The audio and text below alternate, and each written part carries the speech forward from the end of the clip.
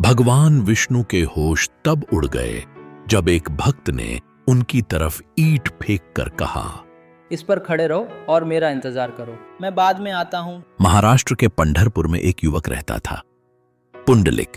पुंडलिक भक्ति की बातें करता था, पर माता पिता के प्रति कठोर था। घर का सारा काम उसके बूढ़े माँ बाप करते थे, पानी भरना, भोजन बनाना, यहां तक कि उसके निजी काम भी।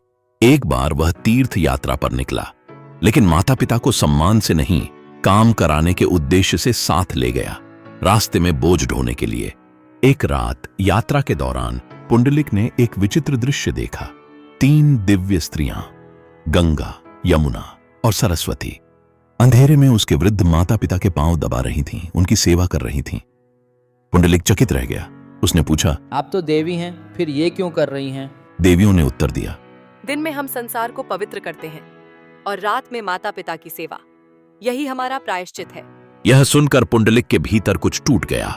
उसे समझ आया, जिसे वह भक्ति समझता था वह अहंकार था, और जिसे वह तुच्छ समझता था वही सच्ची साधना थी। उसी क्षण उसका मन परिवर्तित हो गया। वह घर लौटा और माता पिता की सेवा को अपना धर्म बना लिया। न दिखावा, न शोर, केवल समर्पण। उसकी यह निःस्वार्थ सेवा स्वयं भगवान विट्ठल तक पहुंची। भगवान उसके द्वार आए, पर पुंडलिक माता पिता की सेवा में लीन था। उसने पीछे देखे बिना कहा, प्रभु कृपा कर यहीं रुकिए, और एक ईंट आगे बढ़ा दी। भगवान मुस्कुराए और उस ईंट पर खड़े हो गए। आज भी पंढरपुर में भगवान विट्ठल उसी मुद्रा में खड़े हैं, यह सिखाने के लिए कि माता पिता की सेवा से बड़ा कोई तीर्थ नहीं। जय जय रामकृष्ण हरि।